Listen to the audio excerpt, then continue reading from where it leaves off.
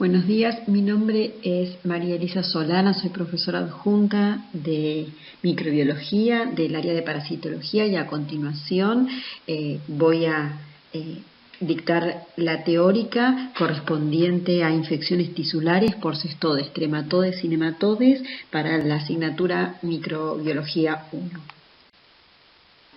Los objetivos de la clase son conocer la importancia médica que tienen las infecciones tisulares producidas por helmintos. Vamos a tratar de comprender los mecanismos de transmisión a partir del análisis del ciclo biológico. Vamos a tratar de reconocer o intentar reconocer los diferentes estadios y estructuras del ciclo biológico del parásito.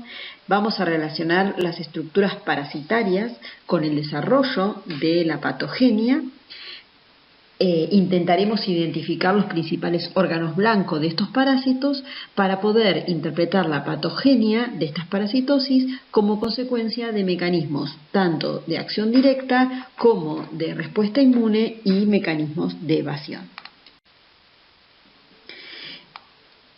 Estos helmintos tisulares entran dentro de la currícula de nuestra asignatura, ya que muchos de ellos son endémicos en nuestro país. Debemos entonces referirnos a 4 de ellos, en particular Trichinella spiralis, Toxocara, Echinococcus granulosus y Fasciola hepática. Algunos de ellos son endémicos en países fronterizos o de alta inmigración, como Taenia solium y Schistosoman manzoni. Y en particular, como su nombre lo indica, pueden parasitar tejidos o causar patología en diferentes órganos y tejidos como el músculo, el hígado, el ojo, el sistema nervioso central y el pulmón. Vamos a repasar entonces la clasificación de los helmintos, teniendo en cuenta que se clasifican según el aspecto de su cuerpo en platyhelmintos, que son gusanos achatados, que a su vez se dividen en cestodos, que son aplanados y segmentados. La división de su cuerpo está dada por la presencia de proglótidas o de segmentos, y los que no son segmentados, como son los trematodes. Otro grupo, que no son los gusanos o helmintos achatados, sino cilíndricos, corresponden al grupo de los nematodes. Todos ellos los vamos a ver en la clase de hoy. Entonces, como les decía, esta clasificación nos lleva a decir que los nematodes son gusanos cilíndricos que tienen sexos separados, y en la clase de hoy vamos a ver como ejemplo Trichinella spiralis y Toxocara.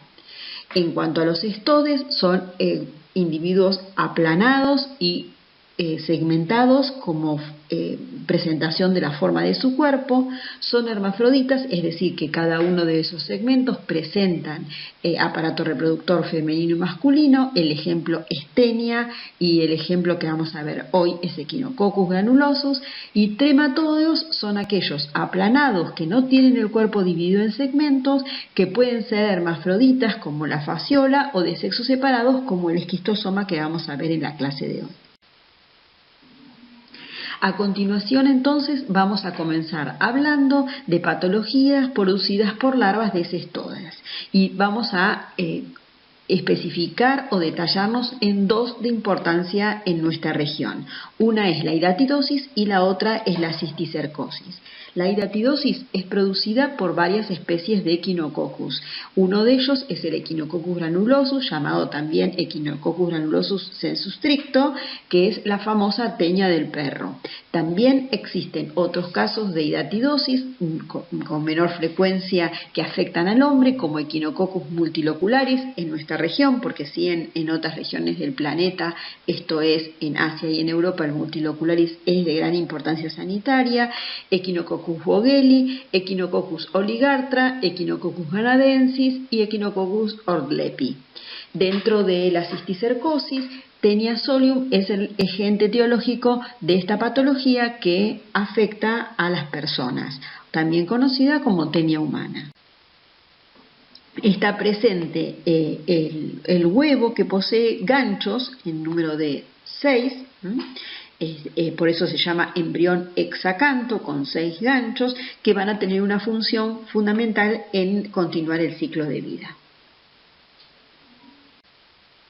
Entonces vamos a hablar del ciclo biológico de Echinococcus granulosus. Entonces, repasando el concepto de huésped, hospedador, hospedero definitivo, decimos que en esta parasitosis el hospedador definitivo son los cánidos, en particular los perros domésticos. Vamos a ver en el caso de Echinococcus granulosus, pero para este tipo de Echinococcus por lo general son cánidos.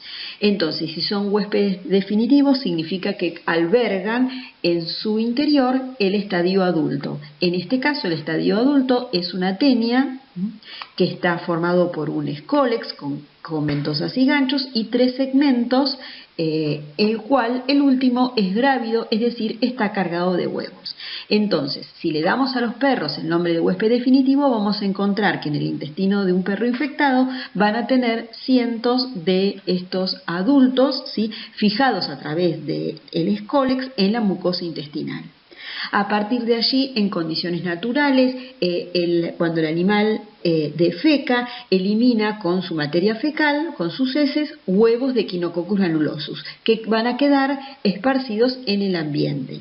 De tal manera que en condiciones naturales, en un ambiente fundamentalmente rural, donde se crían ovejas, donde se crían vacas, donde pueden existir también cerdos y en algunas regiones del planeta camellos, estos en sus condiciones de herbívoros o también de omnívoros como es el cerdo, ingieren los huevos que van a ingresar por vía oral y en estas condiciones estos huevos van a dejar en libertad el embrión hexacanto que va a atravesar el intestino y se va entonces a quedar retenido en las vísceras, fundamentalmente en el hígado, también puede ser en el pulmón, y allí comienzan el desarrollo del estadio larvario como todo ciclo biológico de un cestoide. Entonces, este estadio larvario se conoce con el nombre de quiste hidatídico y entonces se va a desarrollar en estas vísceras, tiene una estructura de una vesícula cargada, de un quiste cargado de líquido, ¿sí?, y con estructuras antigénicas en el interior. En un rato me voy a detallar un poco más en eso, y entonces el ciclo naturalmente se cierra, digamos, termina cuando un animal de estos de producción pecuaria es sacrificado y de esta manera se obtienen cada uno de los productos de faena, y entonces las vísceras, que esto es el hígado, el corazón, los pulmones que no son utilizados, son brindados como alimento para los perros que conviven con el trabajador rural. De esta manera los perros comen este alimento crudo, estas vísceras crudas conteniendo estos quistes, y cada una de esas estructuras tiene la capacidad de entonces, una vez que son digeridas las diferentes capas que forman el quiste hidatídico, de formar un adulto en el intestino. Entonces, este es el ciclo natural que se da en el ambiente, en donde participa, como dije, un perro o un cánido como huésped definitivo y el ganado herbívoro u omnívoro como huésped intermediario, ya sea oveja, cabras, puede ser camellos, vacas o cerdos. Nos preguntamos entonces cómo aparece el hombre como hospedador en esta patología. ¿Por qué lo estudiamos en medicina humana? Porque el hombre en este ciclo puede ingresar como un hospedador accidental y en esta obra de teatro ocupa el papel del actor ganado. Quiere decir que una persona puede incorporar o ingerir huevos de Echinococcus granulosus por un contacto directo con heces del perro, contacto con el perro o contacto con verduras o aguas contaminadas con materia fecal de perro que haya liberado los huevos del parásito.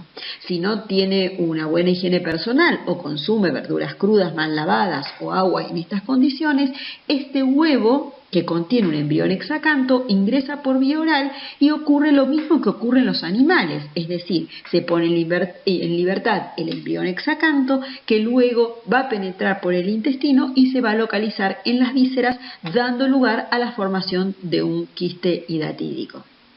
Entonces, como yo les conté en la teórica número 1, dije que este es un huésped accidental de tipo vicariante porque le permite al parásito continuar su desarrollo tal cual lo hubiera desarrollado en el ganado en forma exitosa, pero que en este caso el parásito no requiere del hombre, del humano, para mantener su ciclo, ya que se mantiene en la naturaleza a través de tanto del huésped definitivo como el huésped intermediario. En esta tabla van a poder ver la distribución de especies de Echinococcus en América. Por supuesto que el más importante es Echinococcus granulosus porque se trata de una patología cosmopolita, pero que reviste especial importancia como especie endémica de la región, en donde, como les conté en el ciclo, el perro doméstico es el hospedador definitivo, pero también podría ser un cánido silvestre como los lobos u otros cánidos. Les conté que los hospedadores intermediarios pueden ser la vaca, las ovejas, el caballo, los camélidos, la cabra, algunos marsupiales y también el búfalo, y por supuesto se han descrito muchísimos casos humanos porque se trata de una patología de importancia sanitaria en nuestro país. También existen otras especies con distribución, como la pueden ver, todas ellas en América, como les conté, hay otras más, pero les puse las que tienen importancia en América, que involucran, por ejemplo, en el caso de Canadensis al perro doméstico, hay casos humanos descriptos, y al hospedador intermediario son cérvidos, camélidos y cerdo, Ortlepi, que tiene a la vaca y al perro doméstico, Oligartra, que el hospedador definitivo son felinos salvajes, pero el hospedador intermediario son las comadrejas y los agutíes, que también se han descrito casos humanos, y Vogeli con el perro doméstico y el perro de monte, ¿sí? En donde el hospedador intermediario son unos animales que se conocen con el nombre de pacas, y también se han descrito casos humanos. A partir de ahora me voy a referir exclusivamente a Echinococcus granulosus, que es el Echinococcus que reviste importancia sanitaria en nuestro país. Entonces acá les puedo mostrar cómo es el desarrollo del quiste hidatídico, es decir, el huevo que sale con la materia fecal del perro. Una vez que eclosiona en el estómago, se liberan sus capas o sus membranas y queda el embrión hexacanto, que con estos ganchos queda en libertad para comenzar, se transforma en estadio, que es una larva, se llama oncosfera, comienza a horadar el intestino y así puede llegar a la circulación, y por vía portal puede comenzar entonces por las venas mesentéricas, puede llegar entonces al hígado, en donde se localiza. A partir de allí, este embrión, esta larva oncosfera, comienza una serie de transformaciones en donde se inicia la llamada germinación, en donde se forman un complejo de capas muy especiales, con una de ellas es la capa germinativa, que se ve en el interior. A partir de esta capa germinativa, que tiene una intensa actividad metabólica, se comienzan a formar las estructuras de la hidátide, que es el nombre que recibe entonces la larva de Echinococcus granulosus. Entonces ven en el interior que de esta larva, que es líquida, y por brotación se comienza a formar una capa de membrana germinativa, y cada una de esas estructuras que se llaman vesículas y protoescólices. Ahora se los voy a mostrar con mayor precisión. Entonces, esto es lo que se desarrolla en las vísceras del humano y también de los animales. Entonces, como les contaba, acá se puede ver que se forma esta membrana, que se llama membrana germinativa, y a partir de esta membrana germinativa se forma por brotación las estructuras de la hidátide. Por fuera de esa membrana se encuentra la llamada membrana cuticular o membrana laminada, que tiene el aspecto realmente como no tiene células, es como de catáfila, como las membranas de una cebolla, están todas puestas en forma concéntrica, y le permite al interior del de la hidátide comunicarse con el exterior, esto es, poder absorber fundamentalmente algunas moléculas, ¿sí? Y por fuera de ella, de esta membrana cuticular, encontramos entonces la llamada membrana adventicia, que no es más que la respuesta inflamatoria del hospedador, que termina, como es una patología de evolución sumamente crónica, termina por fibrosarse, formarse colágeno, esta inflamación, y constituye una membrana o una capa que se llama membrana adventicia. Entonces, repito, esta hidátide o este quiste hidatídico está formado por una capa que es la membrana adventicia, que está aportada por la reacción inflamatoria y luego fibrosada o fibrótica del huésped, y un componente parasitario que es la hidátide. La hidátide presenta una membrana externa llamada membrana laminada o laminar o cuticular y una membrana germinativa a partir de la cual se forman las estructuras de la hidátide. En el interior de la hidátide hay líquido y en el líquido flotando podemos encontrar varias estructuras. Una de ellas es la llamada vesícula prolígera, que no es más que, como dice acá, que una extensión que se encuentra anclada a la membrana germinal y que tiene la capacidad de formar los llamados protoescólices, que, como lo ven acá, son estructuras microscópicas que tienen una coronita de ganchos, todo en el interior de esta vesícula prolígera. Esta vesícula prolígera puede quedarse anclada a la membrana germinal o prolígera, o puede quedarse flotando o nadando en el interior de la hidátide. A veces se rompe y quedan flotando en el interior de la hidátide los protoescólices que vemos acá. O si no, se pueden romper y pueden aparecer estos ganchos que formaron parte de los protoescólices. Cuando la hidátide o el quiste hidatídico es de larga data, se puede ver que en el interior de esta hidátide la llamada vesícula hija, que tiene absolutamente todos los componentes de la hidátide, es decir, membrana cuticular, que es la gris oscura, que vuelvo a decir carece de células, membrana germinal y adentro líquido con vesículas prolígeras y protoescólices. Entonces, esta vesícula, llamada vesícula hija porque es idéntica a la hidátide que le dio origen, es propia de quistes hidatídicos o de hidátides de larga data o viejos. Como les contaba, esta hidátide es una estructura que contiene líquido en el interior. La mayor cantidad o la mayor proporción es de agua. Como lo ven acá, el 98% está constituido por agua. Pero también vamos a encontrar lípidos, glucosa y proteínas, porque recuerden que un montón de proteínas o gran cantidad de proteínas son parte de la estructura de la hidátide, que son proteínas de secreción, porque todo esto es Echinococcus granulosus, es decir, es algo extraño para el hospedador. En esta gráfica, esto es un gráfico de cómo es una hidátide y esto es una fotografía en donde ven el aspecto laminar, ¿sí?, de la cuticular, por debajo la membrana adventicia y hacia adentro una pequeña hilera de una capa de células con mucha actividad metabólica que son capaces de generar estas pelotas que son las vesículas prolígeras que contienen muchos protoescólices.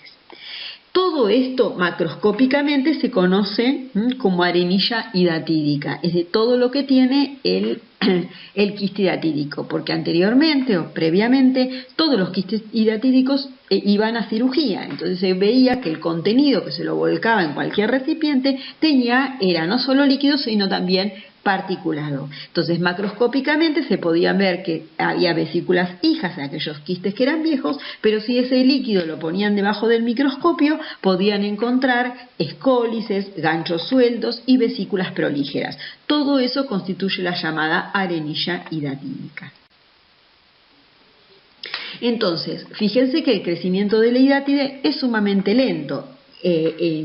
el 30% de los casos crecen de a 1 a 5 milímetros por año, el 43% crece de 6 a 15 milímetros por año y solo un 10% crece de 30 a 160 milímetros por año. Estoy hablando de 15 centímetros por año. Entonces, esta es la evolución, cómo va evolucionando, lo vemos en esta fotografía de microscopía electrónica, y esto es patológicamente cómo a partir del huevo comienza a desarrollarse la oncósfera, la hidátide unilocular, y luego comienza la formación de este quiste hidatídico.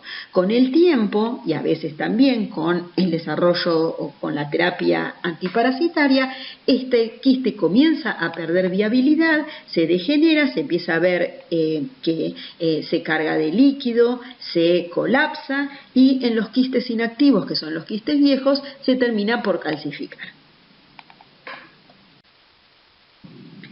¿Cuál es la localización del quiste hidatídico? Como ven, y las cifras lo muestran acá, el 67 al 89% de los casos, este quiste es de localización hepática, en donde se puede ver acá, ¿sí?, quistes en una tomografía de abdomen. Siempre el quiste es único, en una primoinfección. Lo que ocurre es que en situaciones particulares ese quiste se puede romper y entonces diseminar en forma contigua o a distancia el contenido de la hidátide y formar nuevos quistes hidatídicos. En una primoinfección también en el pulmón aparece el 10 al 15% de los casos, y es lo que están viendo acá.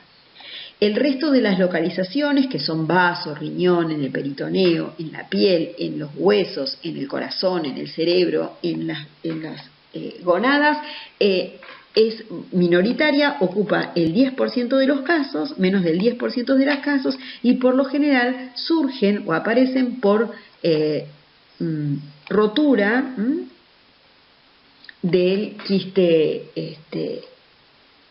por trauma del quiste primario. En este caso acá hay una leyenda que dice que en el hueso, como el quiste no tiene capacidad de crecer y de expandirse, no posee adventicia, no hay reacción, como recuerdan, reacción inflamatoria. Entonces solamente vamos a encontrar que el quiste tiene presentación cuticular y membrana prolígera o germinativa y todos los componentes internos. En esta fotografía se puede ver también la recesión de un quiste hidatídico en una cirugía. Bueno, entonces el 60% de los quistes son asintomáticos durante años o durante toda la vida de las personas, y la sintomatología que aparece va a depender, en primer lugar, del número de quistes, porque puede haber rotura espontánea y lo que se llama en esta patología siembra, o sea, aparecen en lugares a distancia o contiguos estructuras que generan nuevos quistes. También del tamaño, obviamente se imaginarán que el tamaño que puede alcanzar el tamaño de una naranja.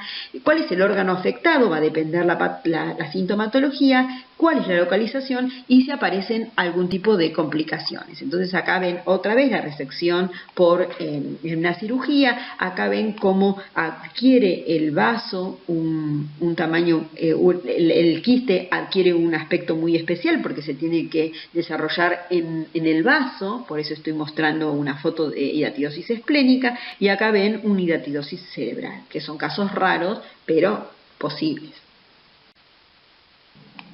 Bueno, entonces, ¿cuál es el mecanismo patogénico? Con el tamaño que les acabo de contar, que puede alcanzar de una naranja, nos imaginamos que si eso se encuentra en el medio del parénquima hepático, comprime las estructuras adyacentes, que lo lleva a la fibrosis alrededor del quiste.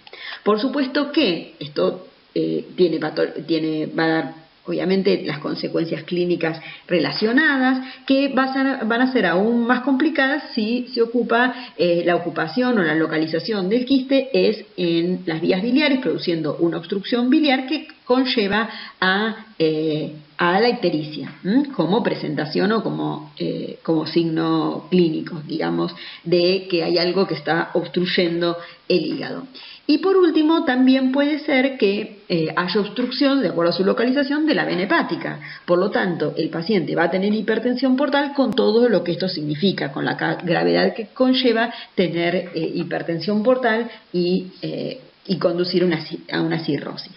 Entonces, lo que queda claro es que lo más frecuente como acción mecánica patogénica del quiste hidatídico es la compresión de las estructuras que lo rodean, es decir, las estructuras adyacentes. Pero además de eso, que tiene su gravedad, como lo acabo de describir, existe la posibilidad de que el quiste pierda su integridad y que se rompa. Entonces, a partir de allí, este quiste puede producir la llamada hidatidosis secundaria, que no es más que la siembra de estructuras del quiste hidatídico y el desarrollo de nuevos quistes en localizaciones distantes o adyacentes. Entonces, además, tenemos la consecuencia de que es desconocida a dónde se va a diseminar estas estructuras, puede tener cualquier localización, como les mencioné anteriormente, o puede romperse el peritoneo, dando lugar a una ruptura intraperitoneal con la gravedad que esto conlleva. Pero no solamente es un tema desde el infectológico, en el cual el quiste se disemina y puede originar nuevos quistes, sino que además existe una patogenia secundaria a una respuesta inmunológica. ¿Por qué menciono esto? Porque mientras el quiste está íntegro y posee pequeñas efracciones, ¿sí?, o pequeñas, como si fuera una bombita de carnaval, pequeñas pinchaduras por el cual va saliendo el contenido del quiste hidatídico, que no es más que líquido. Pero ese líquido yo les conté que era sumamente antigénico. Entonces, pequeñas efracciones o pequeñas filtraciones de ese quiste conducen a la salida de líquido o de líquido hidatídico, y ese líquido hidatídico es sumamente antigénico, y por su composición se forman fundamentalmente, además de anticuerpos de naturaleza o de isotipo IgE, que, como sabes, presentan receptores de alta afinidad en los mastocitos, ¿sí? Entonces, durante el curso de la infección existe producción constante de anticuerpos, fundamentalmente anticuerpos IgG, que servirán en todo caso para el diagnóstico, pero también inmunoglobulina E, y esa inmunoglobulina E queda anclada en los mastocitos o células cebadas. ¿Qué pasa si se rompe un quiste hidatídico como que acabo de mencionar? Existe siembra secundaria, pero también hay un encuentro masivo con el contenido que existe adentro del quiste hidatídico. Antes les hablé de una especie de filtración, de pinchadura, pero ahora les tendría que contar que se trata como de un tsunami, porque sale un montón del contenido que es sumamente antigénico al torrente sanguíneo. Entonces, ¿a dónde va a parar ese antígeno? Obviamente se va, por una cuestión de afinidad, a unirse a los anticuerpos depositados sobre los mastocitos. Y a continuación, eso va a ser el estímulo para la desgranulación de los mastocitos y las células cebadas, y por lo tanto una reacción de hipersensibilidad de tipo 1 que puede conducir a un shock anafiláctico. Y como ustedes saben de inmunología, el shock anafiláctico conduce a la muerte. ¿Por qué? Porque el contenido de los gránulos de las células cebadas tiene acción, ¿sí?, vasoconstrictora, vasodilatadora, tiene capacidad para comprimir los músculos, ¿sí?, tienen actividad sobre los vasos y por tanto puede conducir a la muerte del paciente.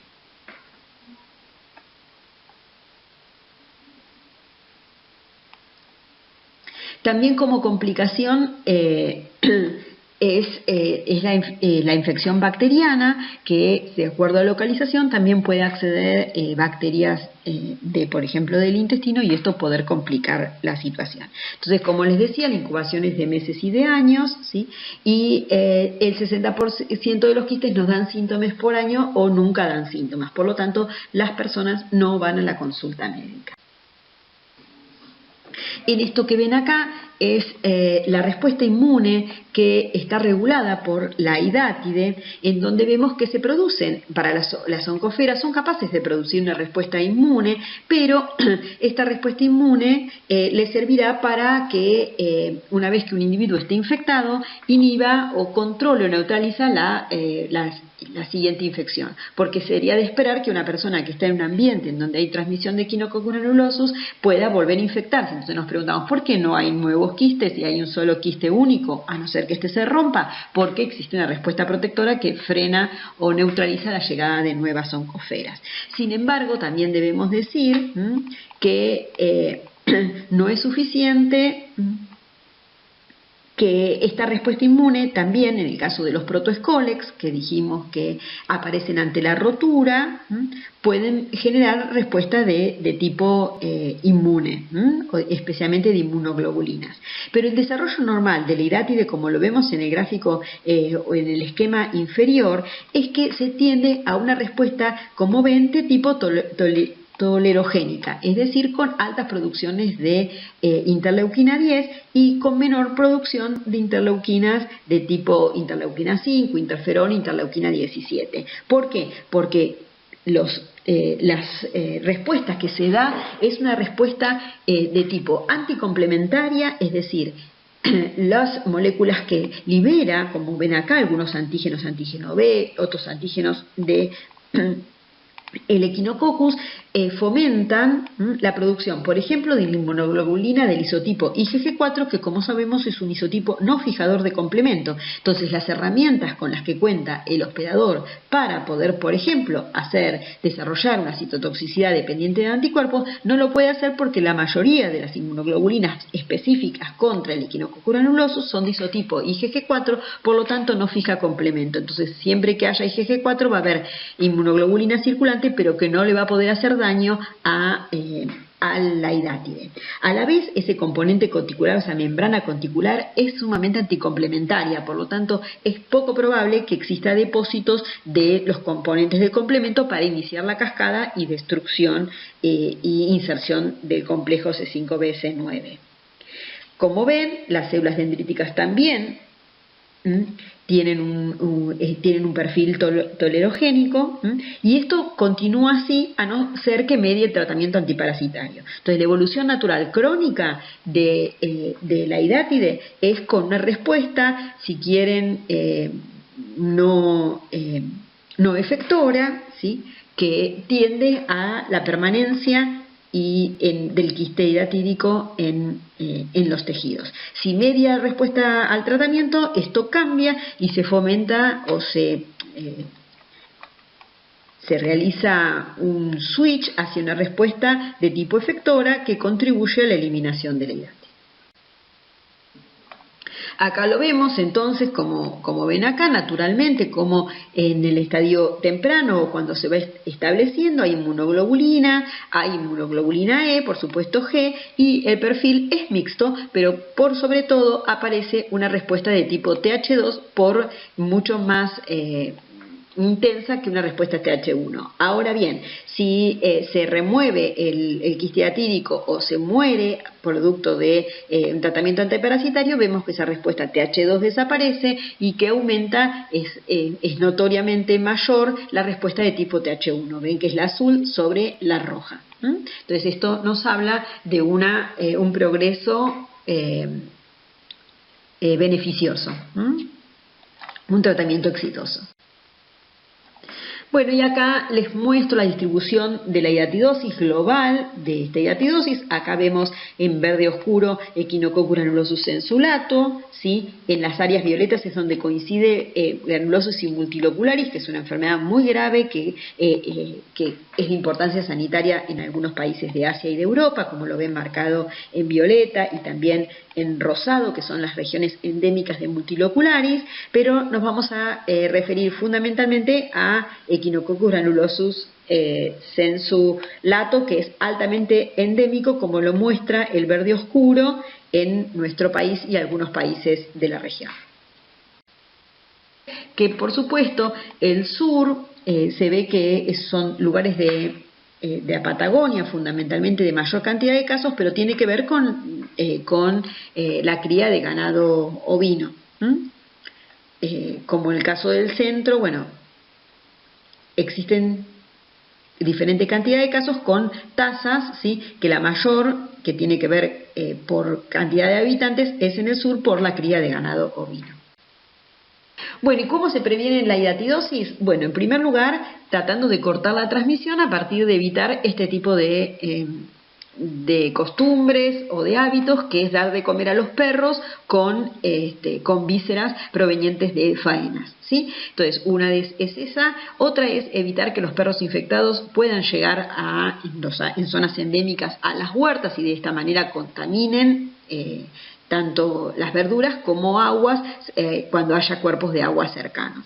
Entonces, acá se muestra, es una estructura recomendada en donde se dice que luego que el trabajador rural faene el animal en cuestión, las vísceras que no usan deben ser incineradas o enterradas en un pozo sanitario lo suficientemente profundo para que el animal no lo pueda desenterrar. Y en lo posible en un sitio o en un galpón o en un establecimiento separado en donde los animales no tengan acceso, o si no, con una cerca que no le permita su acceso.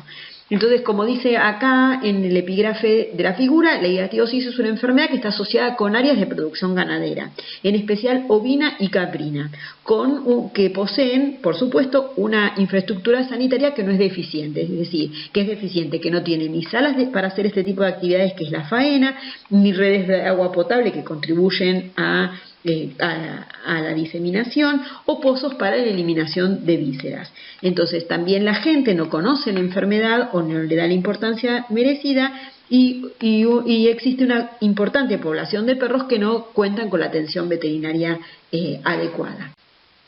Recordando que la profilaxis pasa por la educación, por la vigilancia epidemiológica, es decir, de un estado presente que pueda notificar este tipo de patologías, que es una enfermedad de notificación obligatoria, el control de las faenas por parte del SENASA, cambio de hábitos, que es lo más complicado, una legislación adecuada y el control y tratamiento farmacológico de los perros infectados. Recuerden que el veterinario nos dice, nosotros cada 6 meses tenemos en las ciudades que desparasitar a los animales. Bueno, fíjense, entre 3 y 6 meses, acá dice que cada 45 días los perros tendrían que ser desparasitados en forma masiva para evitar la aportación de Echinococcus granulosus adultos en su intestino. Y después les tengo que contar los 2 proyectos de vacunación del ganado para evitar el desarrollo de hidatides en el ganado. El más reciente se ha dado en el ganado ovino en Río Negro en 2017. Se trataron de proteínas recombinantes clonadas a partir del ARN mensajero de las oncósferas y se han producido anticuerpos protectores que neutralicen la entrada y evitaba que se desarrollaran los parásitos en los tejidos. La protección fue de un 83 a un 99%, fueron ensayos controlados, multicéntricos y aleatorizados llevados a cabo por el programa de control de hidatidosis de Chubut y el laboratorio de parasitología molecular de la Universidad en Australia.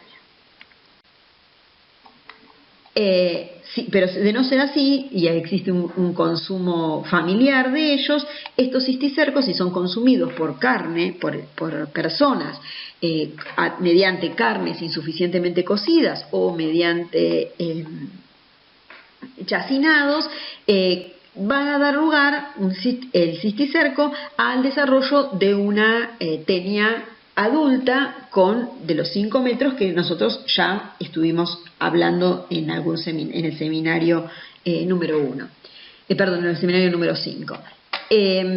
Esta tenia solium, vuelvo a decir, infecta a una persona susceptible con su escólex, su cuerpo y liberando proglótides. Bien, pero ¿qué pasa si esta persona no tiene una buena higiene personal y realiza el llamado ciclo ano-mano-boca, es decir, incorpora huevos de Taenia solium a partir por vía oral, ya sea por una mala higiene personal o por consumo de aguas o verduras contaminadas con huevos de Taenia solium? Bien, si la persona incorpora o ingresa o consume alimentos conteniendo huevos de Taenia solium, es de esperar que lo que desarrolle es el siguiente estadio ontogénico, que no es más ni menos que las larvas. Entonces, en esta situación, el humano desarrolla larvas. ¿Cómo se llaman las larvas de Taenia? Cisticercos. Entonces, la patología humana, producto de la localización de larvas en los tejidos de las personas, se llama entonces cisticercosis. Entonces, fíjense qué diferente es de la patología teniosis. El parásito es el mismo, Taenia solium. El mecanismo de infección es diferente. La teniosis se produce por consumo de carnes contaminadas, ¿sí?, infectadas con cisticercos, y la cisticercosis se produce por consumo de agua, verduras o mala higiene personal de huevos de Taenia solium. ¿Estamos? ¿Por qué es importante esta patología? Porque estas larvas o cisticercos en el hombre se ubican en diferentes tejidos, pero hay uno que le da a esta patología una gravedad extrema, que es el sistema nervioso central, a tal punto que esta patología se conoce con el nombre de neurocisticercosis, es decir, la cisticercosis con localización en el sistema nervioso central. Acá les muestro en este gráfico la distribución global de Taenia solium. Entonces, si hay Taenia solium en las personas, hay riesgo de desarrollo de cisticercosis. Entonces vemos que hay países que son sumamente endémicos en nuestra región, en África, en Asia, ¿sí?, también en el sudeste asiático, en América Central y en América del Sur. Otros que se sospechan que son endémicos, y en países como el nuestro que son casos de importados, que hay individuos con casos importados. Bueno, ¿cuál es la estructura del cisticerco? A diferencia del Echinococcus granulosus, pueden ser múltiples. Son vesículas que tienen un escólex invaginado, el escólex de la Taenia, invaginado de la Taenia solium, en su interior. Este es el llamado cisticerco de tipo vesicular. Acá lo vemos, estas son las paredes de la vesícula, y acá vemos el escólex en el interior. Es un corte transversal, son grandes, por lo tanto en un solo campo no lo vamos a ver, son grandes, se ven a simple vista los cisticercos, ¿sí?, y se puede ver el interior. Esto forma parte del escólex. Acá se ven las ventositas del escólex, y estos son partes de la circulación para nutrir al escólex. Pero el cisticerco de Taenia solium también tiene una forma, que es una forma media aberrante, les diría, porque carece de escólex invaginado, solo posee membranas. Se llama cisticerco racemoso, tiene brotaciones de esas membranas, como lo pueden ver acá, estos como globos que le salen, y tiene la particularidad, solamente tiene membranas y canalículos, de dar reacciones inflamatorias más intensas. Por lo tanto, la patología más grave suele relacionarse con la presencia de cisticercos de tipo racemosos, ¿sí? Es más frecuente que este tipo de cisticercos racemosos se ubiquen en las cisternas basales del sistema nervioso central. Bueno, entonces, ¿cuál es la localización de los cisticercos en las personas? En el 60 o el 90% de los casos en el sistema nervioso central, dando lugar a la neurocisticercosis. También se pueden ubicar en el tejido celular subcutáneo, sin embargo, esto no reviste la clínica que reviste la localización anterior. En el músculo, acá lo vemos, un nódulo donde está el cisticerco subcutáneo, el músculo esquelético también, dando reacción inflamatoria y miositis, en el corazón, y un porcentaje bajo en la cámara anterior del ojo, como lo pueden ver con esta flecha roja. Esta es una localización menos frecuente, pero con una gravedad, porque se imaginan que el individuo infectado pierde absolutamente la agudeza visual. Bueno, ahí vemos cómo a partir de la llegada de la oncósfera, que recuerdan que estaba dentro del huevo que consumieron las personas, se produce una licuefacción interna y se forma una invaginación, y a partir de allí un escólex, y se forma el cisticerco, como lo ven acá, ¿sí?, en esta localización. Acá lo ven, múltiples cisticercos, estos agujeritos que ven, el punto blanco es el escólex invaginado. Esto es como se lo ve macroscópicamente, y esto microscópicamente. Ahí está el cisticerco que les mostré antes, y ven estos dos redondeles violetas, son las ventosas. Y tendría que pueden haber ganchos porque tenía solium. Esto es una resonancia magnética nuclear del cerebro de una persona infectada. Todos estos agujeros, como con saca bocado, son cisticercos, múltiples infecciones con diferentes localizaciones. Bueno, como les contaba, el cisticerco en el sistema nervioso puede tener diferentes localizaciones. Una puede ser el parénquima cerebral.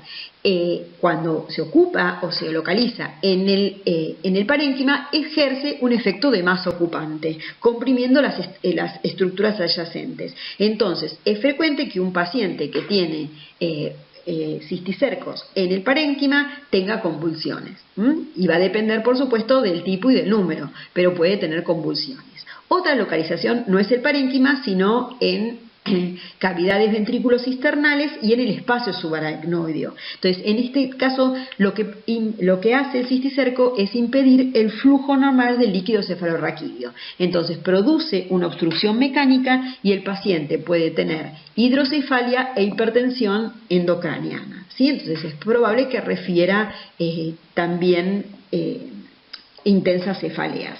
Por supuesto que además de las convulsiones pueden tener también signos de foco, de acuerdo a la localización del cisticerco en diferentes áreas del parénquima. Entonces, en forma general, pero esto no es exclusivo, debemos decir que los racemosos, que eran los más graves, se localizan en los ventrículos y cisternas basales, mientras que los celulosos se localizan en parénquima, fundamentalmente en corteza y en la sustancia blanca. Ahora bien, es importante mencionar que cuando ingresa el cisticerco o se forma el cisticerco, no existe una clínica inmediata, porque también este cisticerco es de evolución crónica. Una vez que empieza a morir, y esto es intrínseco del cisticerco, comienza la reacción inflamatoria, y que cuando comienza esa reacción inflamatoria producto de la degeneración del cisticerco, comienza la clínica. Entonces comienza esta inflamación y la inflamación es la que conduce a la clínica. Entonces es sospechoso un paciente que es joven, que tiene una salud normal, que comience con situaciones, episodios convulsivos de adulto, porque las patologías neurológicas comienzan en temprana edad. Por tanto, es sospechar paciente sano que comienza con convulsiones y que obviamente con un contexto epidemiológico adecuado, uno debería pensar en este tipo de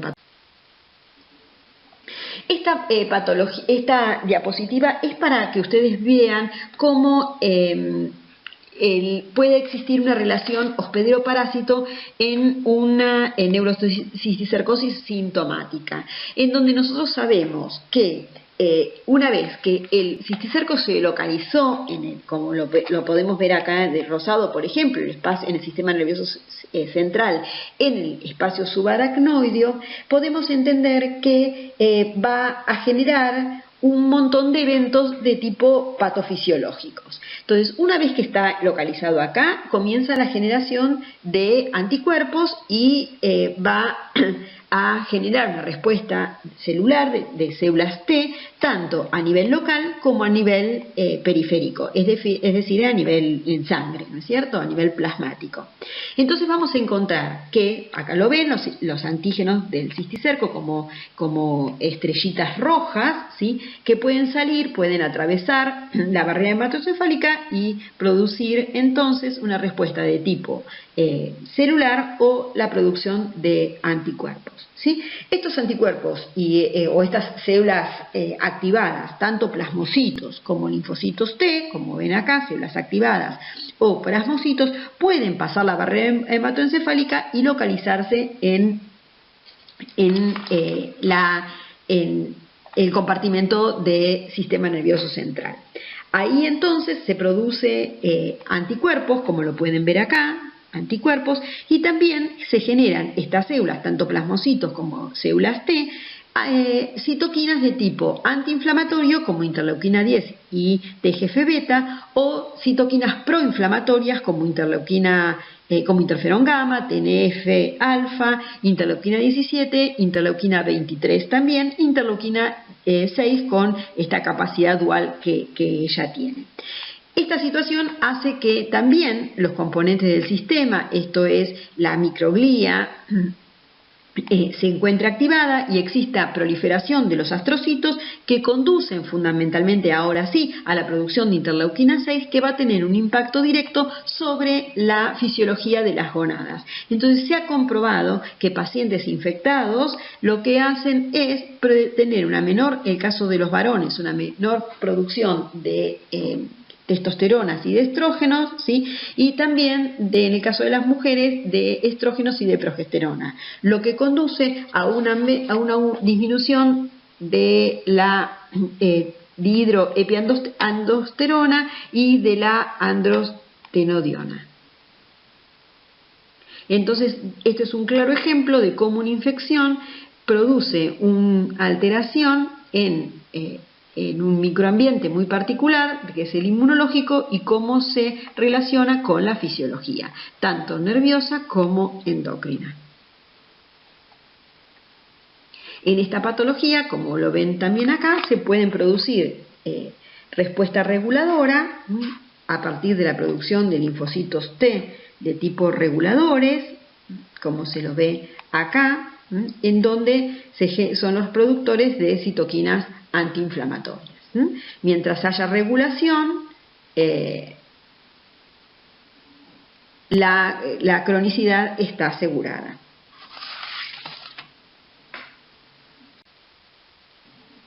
Bueno, las profilaxis de esta patología está relacionado con evitar el consumo de cerdos, de carne de cerdo infectada.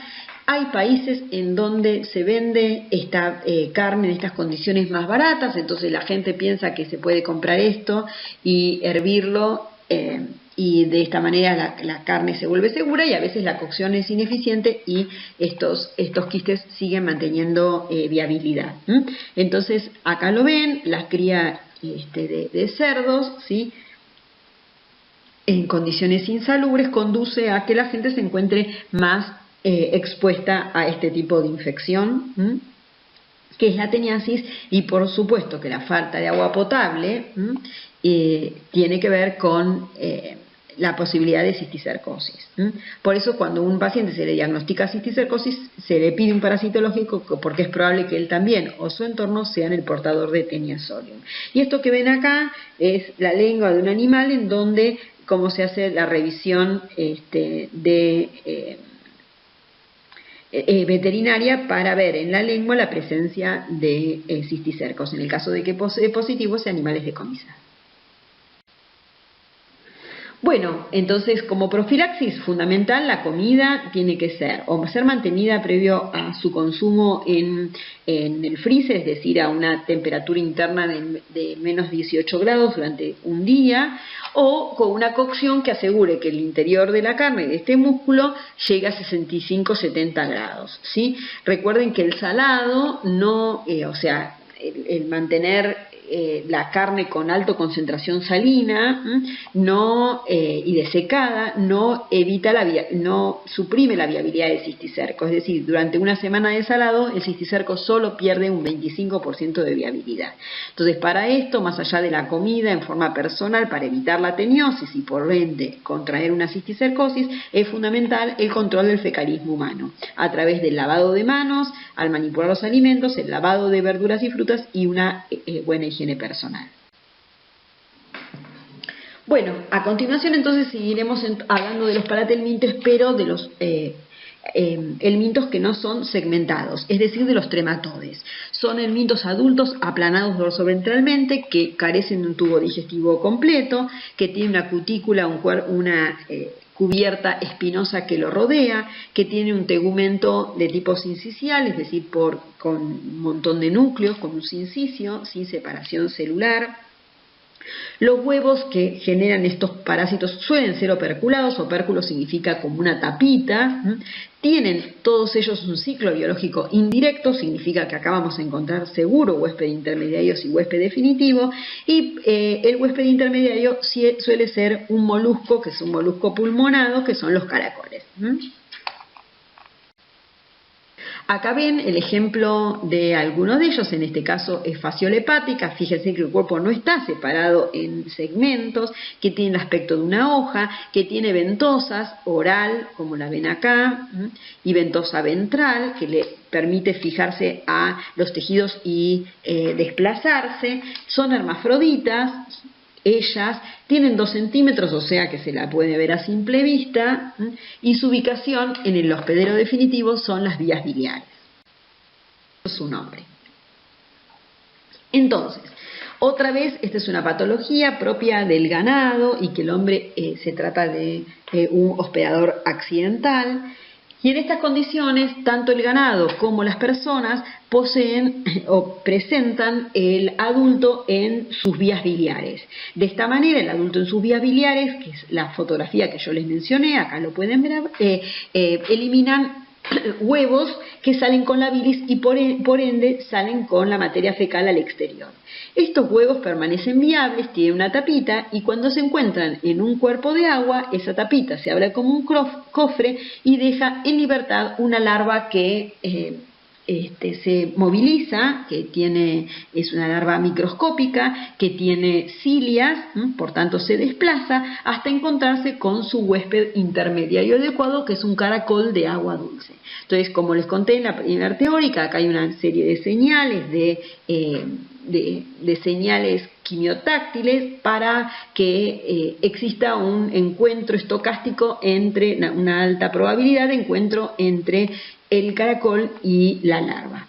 Cuando ingresa en el caracol, en los tejidos del caracol, que no me voy a poner a detallar, se transforma primero en una bolsa llena de embriones que se llama esporoquiste, sufre una transformación a redia, que es otra bolsa, otra larva de fasciola hepática que se desarrolla en el caracol y que contiene también estructuras internas, y a partir de esta redia se genera en su interior cercarias, que es un estadio larvario que tiene una colita en el extremo posterior y que por sus características abandona el caracol. Esta cola le ayuda a nadar en el cuerpo de agua y finalmente cuando alcanza la orilla de esta laguna, de este arroyo, se enquista en la vegetación.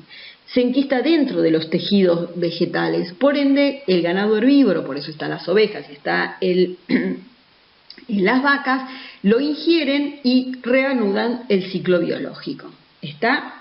En el caso de los humanos pasa exactamente lo mismo, nada más que solamente está relacionado con el consumo de verduras o de vegetales que crecen en las márgenes de los arroyos. Y en el caso de los humanos se trata solamente de lo único que consumimos y que crece a las márgenes del agua, es una verdura que se conoce con el nombre de berro, con el cual se comen ensaladas, porque el berro es una verdura que ahora no tiene tanto marketing porque se lo ganó la rúcula y la radicheta, pero antes se comía muchísima rúcula, es una verdura que se consume como ensalada exclusivamente y que son entonces, pueden estar infectadas por cercarias, esto se llama metacercarias de fasciola hepática, y la manera de recolección, más allá de que ahora hay mecanismos de hidroponía, etcétera, etcétera, era la recolección en cuerpos de agua naturales. Bueno, acá está con las fotos el miracidio, cómo ingresa en el caracol. Es un caracol muy pequeño, ¿sí? Acá esto que ven abajo justamente es el berro. Es un caracol muy pequeño en el cual se desarrolla, les decía, los esporoquistes y las redias, y de allí salen las cercarias, que ven que tiene la ventosita con esta cola, se llama leptocercaria, y luego cuando toca el vegetal ingresa y se enquista, y de esta manera cuando es consumido por el huésped definitivo, de allí sale una larva que termina odistoma, que culmina en los tejidos, fundamentalmente las vías biliares, como adultos. Y estos son los adultos que, por ser hermafroditas, ponen huevos que salen con los líquidos biliares, con la bilis. Bueno, ¿cuál es la distribución? En las áreas endémicas, fundamentalmente Chile, Bolivia y Perú. En la Argentina podemos decir que hay caracoles desde Ushuaia a La Quiaca, o sea que en todos lados hay caracoles de este género que se llama Limnea. y que es responsable, es el huésped intermediario, no hay otro caracol que pueda alojar este parásito, y que afecta fundamentalmente la producción pecuaria. Si bien es una enfermedad que afecta a los humanos, le importa y le interesa muchísimo al productor ganadero, porque el ganado no tiene el rinde que debe tener debido a la presencia de este parásito en sus vías biliares. El aumento de los casos es en el verano, y en el caso de los humanos la transmisión más frecuente es a través del consumo de berro, que es lo que ven acá, y en segundo lugar ingesta de dientes de león, que es esta planta tan común con las florcitas amarillas que, si ven en el canal Gourmet, se lo promueve como también para consumo de ensaladas. En tercer lugar es la ingesta de agua que contenga accidentalmente metacerca. Bueno, entonces acá vemos el ciclo de fasciola hepática, y vamos a relatar los mecanismos patogénicos, teniendo en cuenta que lo primero que acontece es que una vez que ingresa la metacercaria, esta se desenquista en el duodeno, atraviesa la pared intestinal y por vía peritoneal es capaz de alcanzar la cápsula de Gleason, es decir, por estas ventosas que le permiten su traslado, llega a la cápsula de Gleason, es decir, el recubrimiento hepático, y a partir de allí atraviesan el parénquima hepático hasta localizar un ducto, es decir, una vía biliar, y allí es donde se diferencia a estadio adulto. Entonces, esa larva, que se llama distoma, produce una acción irritativa, lesiona el parénquima, porque estos parásitos producen un alto nivel de proteasas para poder, más allá de trasladarse con la ventosa, para ir pudiendo digerir los tejidos, destruir los tejidos y poder localizarse en su sitio definitivo, que son las vías biliares. Entonces, el distoma joven, es decir, la larva, produce la lesión del parénquima hepático a partir de una acción irritativa y de la secreción de proteasas, pero una vez que se localiza en los canalículos biliares, tiene la capacidad de sintetizar gran cantidad de prolina, lo que fomenta por parte de los tejidos la síntesis de colágenos de tipo 1 y tipo 3. Entonces se produce una intensa fibrosis, una hiperplasia de las vías biliares, como lo pueden ver, todo este recubrimiento de color lila alrededor de este distoma. Esto que ven acá es un ducto biliar que contiene un corte transversal de un adulto de fasciola hepática, y vean la intensa reacción fibrótica que tiene la vía biliar. Esto produce obstrucción y por ende la patología biliar asociada, con fenómenos de colestasis, etc. Bueno, nos toca entonces hablar, teniendo en cuenta esta enfermedad, que seguramente la fasciolosis hay más de lo que conocemos, es una parasitosis muy subregistrada, pero que debemos tener en cuenta porque la epidemiología puede ser frecuente en nuestro país. Nos toca hablar de esquistosoma manzoni. En la Argentina no existe casos de esquistosomiasis, pero sí constituye una enfermedad de importancia en salud pública en países limítrofes como puede ser Brasil. Esquistosoma manzoni también es un trematode, pero a diferencia de fasciola, posee dimorfismo sexual, es decir, por un lado hay machos y por el otro lado hay hembras. Y esto que ven acá es un macho con las dos ventosas y tiene como una hendidura en su región ventral, porque se llama esta hendidura se llama canal ginecofórico, y es donde aloja a la hembra para copularla. Entonces, recuerdo, esquistosoma manzoni, a diferencia de fasciola, tiene estadios adultos, tienen dimorfismo sexual. El macho, lo ven acá, aloja a la hembra en el canal ginecofórico. Y la localización de los adultos, macho y hembra, es en las vénulas mesentéricas inferiores. Bueno, acá les muestro la distribución de las tres especies de esquistosoma de importancia médica. Se llaman manzoni, como les decía, que tienen localización en las venas mesentéricas, al igual que japonicum. En cambio, hematobium tiene localización en venas vesicales. Hematobium tiene localización o produce localización en venas de la vejiga. Bueno, el número de personas con riesgo de infectarse en el mundo es de 700 millones y puede dar una patología muy grave. Esta patología, a diferencia de la fasciolosis, se transmite de manera percutánea, es decir, que el parásito ingresa por la piel.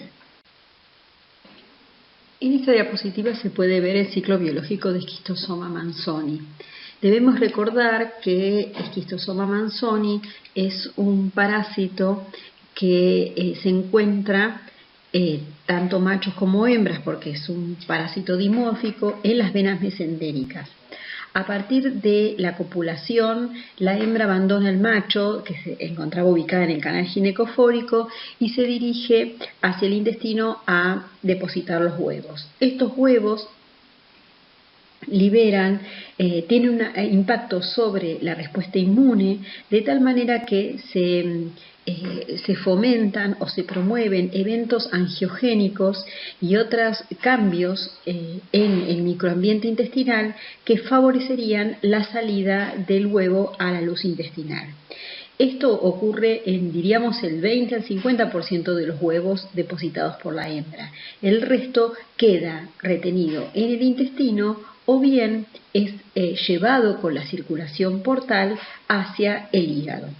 En el caso de los que salen por el intestino, son vehiculizados al exterior con la materia fecal, y en el caso que encuentren un cuerpo de agua, van a desenquistarse, o mejor dicho, eclosionar, y van a dejar en libertad una larva que se conoce con el nombre de miracidio, que como en el caso de Fasciola tiene cilias y que tiene la finalidad de encontrarse con su huésped intermediario, que es un caracol del género Bionfalaria. En el interior de la Bionfalaria, el parásito se desarrolla a nuevos estadios larvarios, dando lugar a dos generaciones de un estadio que se llama esporoquiste, que se multiplica por reproducción asexual. Una vez completado el desarrollo del interior de los esporoquistes, se forman cercarias que abandonan el caracol y, gracias a que tiene la cola bifurcada, también conocidas como el nombre de furcocercaria, nadan activamente hasta encontrar la piel de una persona en el cual pueda ingresar activamente. Recordemos que el único hospedador definitivo de esta parasitosis es el humano, por lo tanto no constituye una zoonosis, ya que no tiene otros huéspedes en la naturaleza. Esta furcocercaria ingresa activamente por la piel, pierde la cola y en la circulación se transforma en esquistosómula. Esta esquistosómula finalmente, luego de realizar un ciclo de migración sistémica, se culmina su desarrollo como parásito adulto en las venas mesentéricas. Y así se completa el ciclo de Schistosoma manzoni.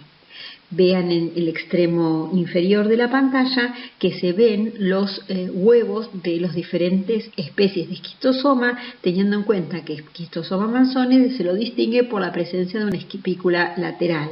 En el caso de Matobium, la espícula es apical, y en el caso de Schistosoma japonicum no presenta espinas. ¿Por qué es una enfermedad grave que en algunos casos puede tener un desenlace fatal?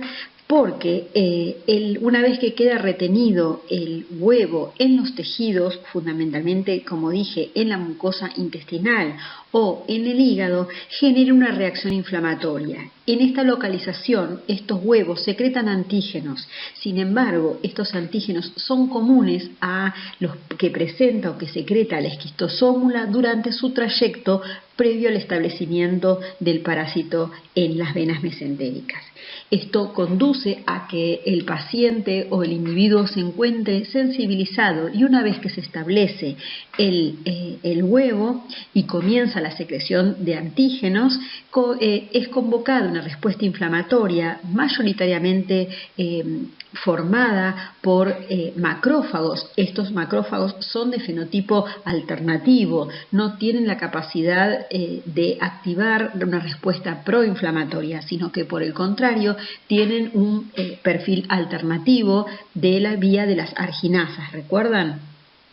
Además de macrófagos, podemos encontrar que todo el entorno es de tipo TH2, porque existe una respuesta adquirida ya en estas instancias dirigida hacia la vía TH2. También podemos encontrar eosinófilos y además de linfocitos, como dije, y en algunos casos también mastocitos.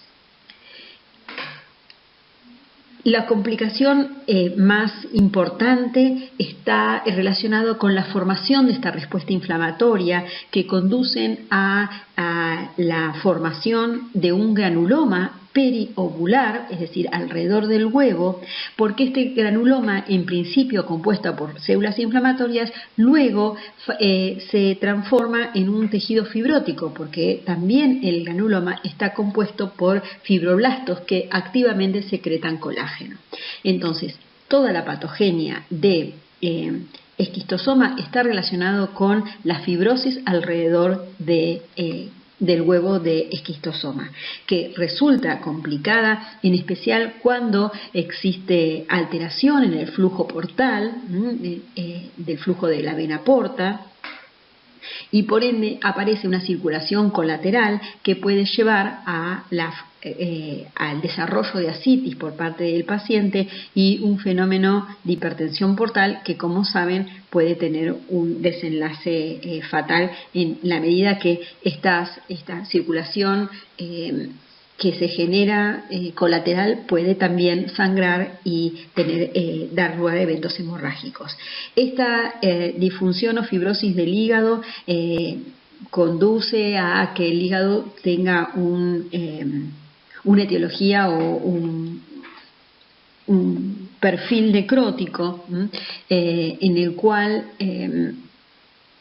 el hígado, el paciente puede tener cirrosis con todo lo que esta patología conlleva. En algunos países el esquistosomiasis es la segunda causa de cirrosis después del alcohol. En esta diapositiva pueden ver los diferentes huevos, como les mencioné, de esquistosoma manzoni con la espícula lateral, hematobium final y japonicum sin la espícula. Bueno, esto de inmunología lo van a ver con más precisión, la formación del granuloma en la clase de inmunología de enfermedades parasitarias e inmunopatogenia. Y ahora nos vamos a referir en esta parte de la clase a las infecciones causadas por nematodes. Entonces dejamos atrás las patologías producidas por platihelmintes, es decir, por gusanos achatados, y nos dirigimos o concentramos a hablar de los nematodes o parásitos o helmintos cilíndricos. Existen tres ejemplos que vamos a hablar en la clase. Uno es Trichinella, cuyo responsable de la patología es una larva de estadio L1. Recuerden que los nematodes del huevo al adulto sufrían 5 pasos o estadios larvarios. En este caso, Trichinella, que es el agente etiológico de la triquinosis, es producida por la larva 1, mientras que Toxocara y la Ancylostoma brasiliensis, la patología es producida por la larva 3.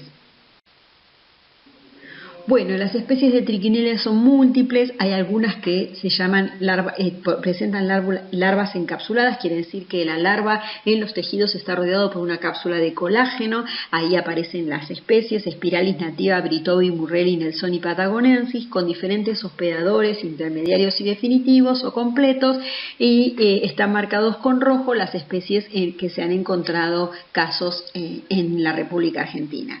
No encapsuladas corresponden a Trichinella pseudospiralis, Papue y Zimbabuensis, con otra localización. Este ejemplo, en este mapa, ven que la República Argentina hay tanto Trichinella spiralis como patagonensis, que es la verde. En algunos casos se pudo describir en Chile pseudoespiralis y también casos de, por supuesto, de espiralis. Y ven que en otras partes del mundo, asociados también al clima y a la existencia de otros reservorios y hospedadores habituales, existen otras especies de triquinela.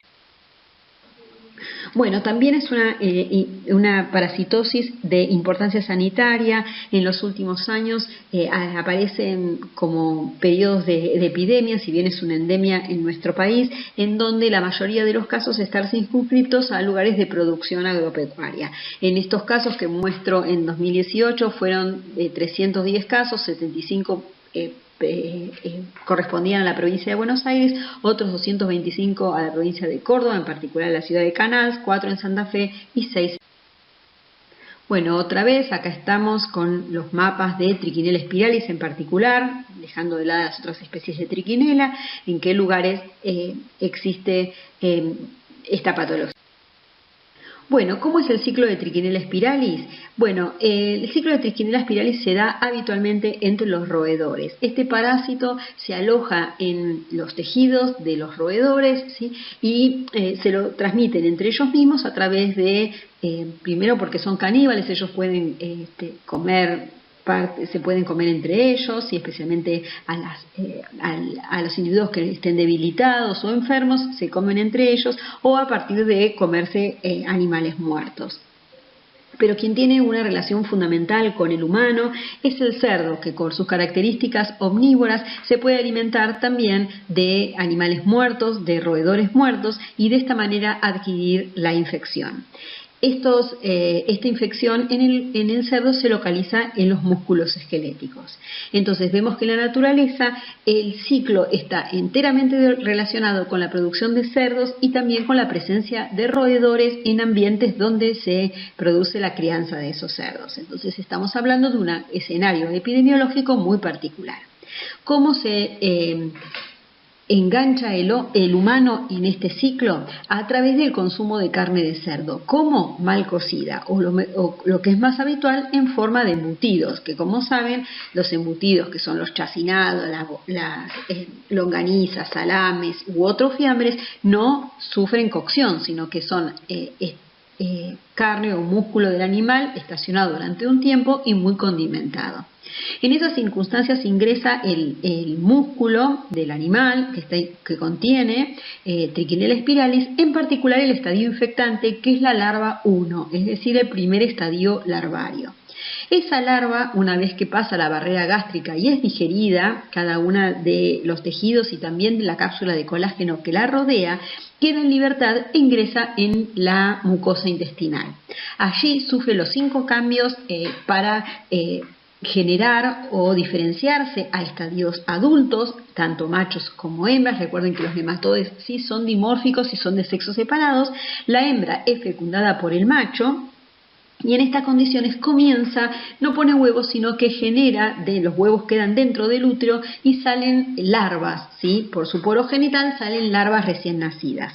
Estas larvas recién nacidas, que son depositadas en la mucosa intestinal, alcanzan la circulación y de esta manera migran hasta encontrar su célula huésped gracias a la interacción específica con receptores de la fibra del miocito, de la fibra muscular, y allí comienza dentro de la fibra muscular en forma intracelular su desarrollo.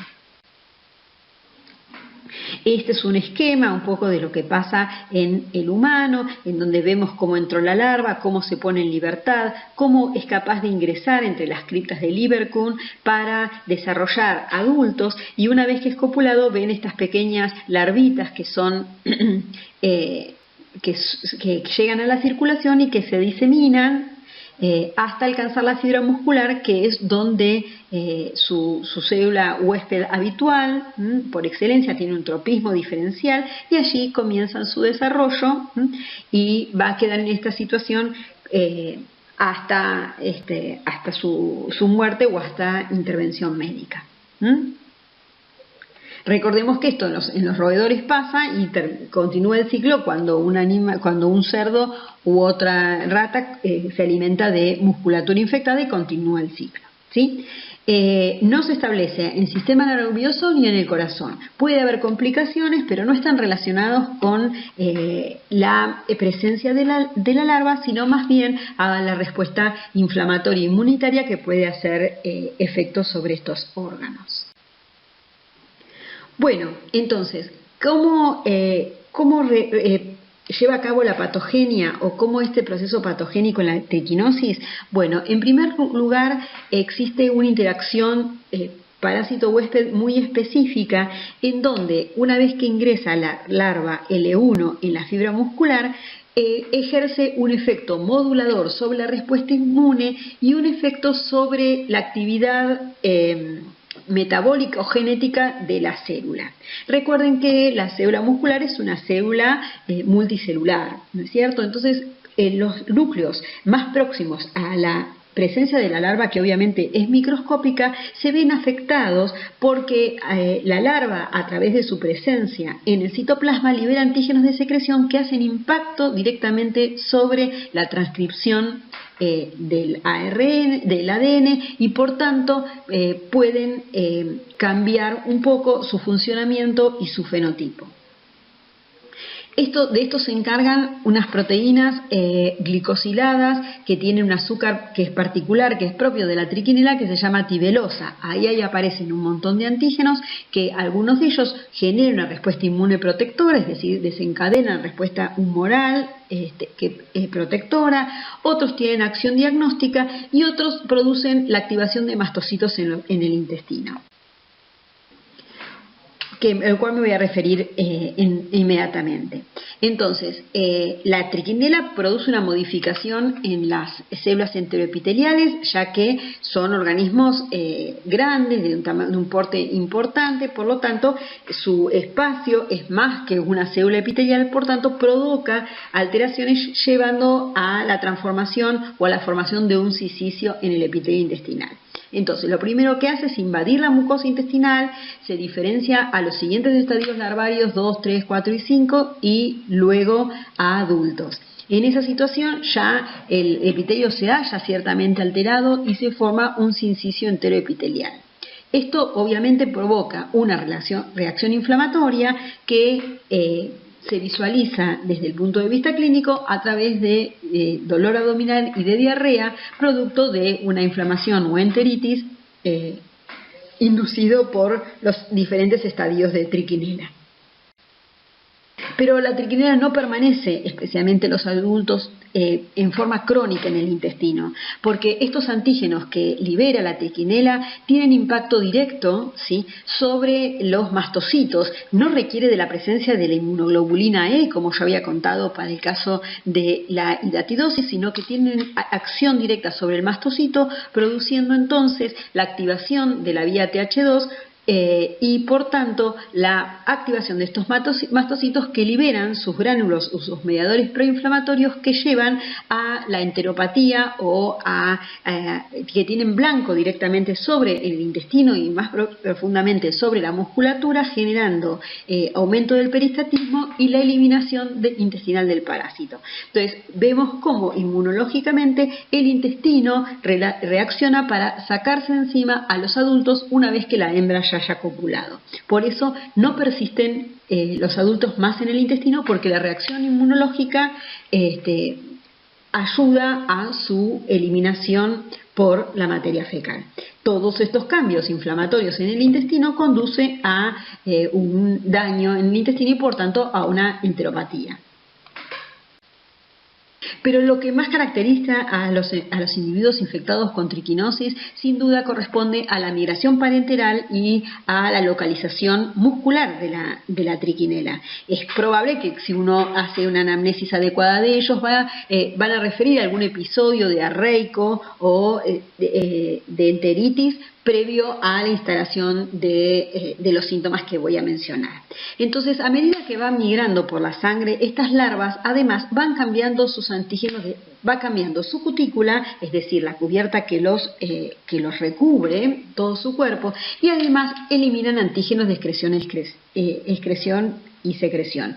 Estos tienen una acción de tipo sensibilizadora y son capaces de generar una respuesta de hipersensibilidad de tipo 1, lo que conduce a fenómenos alérgicos, con fundamentalmente la migración de eosinófilos que descargan sus contenidos. Recuerden que el eosinófilo es la célula efectora inmune que tiene el sistema inmune de las personas para poder contener el desarrollo o la movilidad de una larva, ya porque su tamaño no puede ser fagocitada. Entonces requerimos de los eosinófilos para su destrucción en forma directa o bien mediado por anticuerpos. Esto conduce, el aumento de eosinófilos, al llamado síndrome hipereosinofílico, que conduce a la formación, al desarrollo de trombosis en los microcapilares. Durante esta migración, además de los eosinófilos, que es la característica distintiva, se liberan gran cantidad de pirógenos, entre ellos TNF-alfa e interleuquina 6. Entonces, estos pacientes en esta fase van a tener fiebre, edema, producto de la liberación de péptidos vasoactivos por parte de las células inflamatorias, fundamentalmente mastocitos. Entonces, estos pacientes tienen edema, como lo pueden ver, en los dos ojos, bipalpebral y bilateral. Pueden tener hemorragias subunguales y también inyección conjuntival o conjuntivitis. Todo esto está asociado a la presencia de eosinófilos, es decir, que si uno le hace un hemograma a estos pacientes va a encontrar que la serie de eosinófilos está francamente aumentada. Bueno, luego de esta fase de migración, la triquinela comienza la invasión en la fibra muscular a través de reconocimiento de receptores específicos, como lo vemos ahí, rompen el sarcolema, que es la membrana plasmática de la fibra muscular, y comienza su penetración. Que ingresa a la penetración, como les dije, secreta antígenos de excreción-secreción que regulan la expresión y la actividad de la fibra muscular. En primer lugar, estas fibras musculares sufren la llamada transformación basofílica, que es la destrucción, en primer lugar, del aparato contráctil. Entonces, la porción contigua de la célula muscular contigua a la larva ya no tiene capacidad de contraerse. Por el otro lado, se puede ver que en los núcleos próximos a la larva se encuentran lesionados o modificados, donde están desplazados y aumenta el tamaño del núcleo, lo que da indicio de una intensa actividad nuclear. Prolifera el retículo endoplasmático liso, el Golgi, y aumenta los ribosomas, dando señal de una intensa actividad sintética. Aumenta el tamaño de mitocondrias, por lo tanto pareciera esta parte de la fibra muscular una fábrica que está trabajando en función de este capataz que es la triquinela, y se ve un aumento en los niveles de ADN y ARN. ¿Para qué? Bueno, fundamentalmente a partir del día 7 postinfección, estas proteínas parasitarias hacen blanco en el núcleo del miocito, y el ARN mensajero comienza la síntesis de colágenos tipo 4 y 6. Estos colágenos van a formar la llamada cápsula, que está compuesta por colágeno, laminina, proteoglicanos y fibronectina. Entonces, en este paso, la triquinela está tratando de buscar un habitáculo, una casa en donde va a persistir hasta la posibilidad de encontrarse con un futuro huésped. Todo parece como muy adaptado a la triquinela, consiguió su casa, pero ahora necesita conseguir alimento y sacar sus productos de excreción. En tiempos de confinamiento o de aislamiento como estamos sufriendo, esto gráficamente está retratado o fotografiado en nuestros días. Entonces, ¿qué es lo que hace la triquinela para asegurarse el alimento? Necesita que le lleguen a través de la circulación sanguínea nutrientes para su metabolismo. Estamos hablando de un helminto. Entonces, a partir del día 8 postinfección se produce un evento hipóxico inicial que conduce, es la señal para que los genes que codifican para este factor de crecimiento, fundamentalmente del endotelio vascular, empiece su síntesis y se produzca los fenómenos de angiogénesis, es decir, la formación de sinusoides sanguíneos que le va a permitir a la triquinela en esta situación tener un mayor intercambio de anabolitos, de catabolitos y proteínas de excreción-secreción. Entonces, hasta ahora la triquinela modificó a sus expensas la porción de fibra muscular más cercana a su localización, teniendo un lugar de abrigo, un alojamiento, y ahora se consiguió a través de la modulación de la angiogénesis la llegada de nutrientes y la eliminación de sus residuos. En la diapositiva entonces resumimos los eventos. En primer lugar, la pérdida de proteínas musculares. En segundo lugar, la división nuclear activa y la hipertrofia de la célula muscular. En tercer lugar, el daño mitocondrial y la vacuolización y la síntesis de colágeno tipo 4 y 6. Por último, la síntesis de mensajero del factor de crecimiento de endotelio vascular, su síntesis, y por el otro lado empieza a secretar la tibelosa o antígenos tibelosados que conducen a la respuesta inflamatoria. Naturalmente, entonces, la larva, ahora que está encapsulada, sufre procesos de calcificación pasado meses o años. Entonces, si bien lo vamos a ver en micro 2, ahora que la larva está en esta localización y libera antígenos de excreción situado en esta localización, que es una localización de transformación que le damos el nombre de célula nodriza, toda esta unidad anátomo-fisiológica que les acabo de mencionar se conoce con el nombre de célula nodriza o célula NERS. Haciendo alusión a la nurse de enfermera de los niños recién nacidos. Lo que quiero remarcar es que en esta localización la triquinela libera antígenos de excreción-secreción y es convocada a respuesta inflamatoria. Entonces, con esta consecuencia de alrededor de la larva de triquinela, la localización de células inflamatorias conduce al dolor que sufren estos pacientes, llamados mialgias, por consecuencia o a consecuencia de la miositis o inflamación que se generan en estos músculos por acción directa de la larva de triquinela.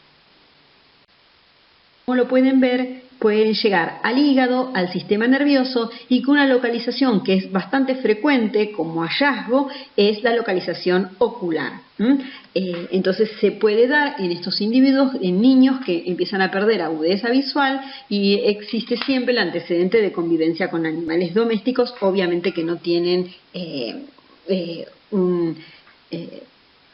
digamos que no tienen un plan de sanidad adecuado. Bueno, entonces para remarcar o resaltar el elemento infectante, ese huevo larvado, para el caso de las personas, ¿sí? En particular para el caso de los humanos. En cada una de estas localizaciones pueden quedar retenidos en el tejido hepático, como dije, en el ojo, y genera una respuesta inflamatoria. Allí hay como un cuerpo extraño que el sistema inmune registra como algo que no tendría por qué estar ahí, y se genera una especie de granuloma, cuerpo extraño, y tiene consecuencias patológicas de acuerdo a su localización. También en estos pacientes es muy frecuente la eosinofilia, como todos los elementos que viajan por sangre y que hacen diseminación por sangre. Siempre los eosinófilos están presentes porque es la herramienta que tiene el sistema inmune para sacárselos de encima a estos elementos. Entonces hay eosinofilia y puede haber algunas reacciones alérgicas como rash cutáneo, fiebre y dependiendo de la localización, la patología correspondiente.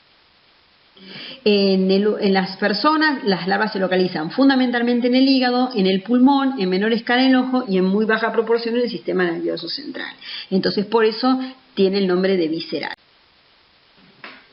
En la toxocariasis ocular vemos que es una respuesta inflamatoria mediada obviamente por linfocitos Th2, se forma un granuloma por linfocitos, eosinófilos y también histiocitos, que conduce, una vez que este proceso se hace crónico, a una fibrosis con la pérdida de la visibilidad. Entonces acá lo ven, esta reacción inflamatoria por toxocara.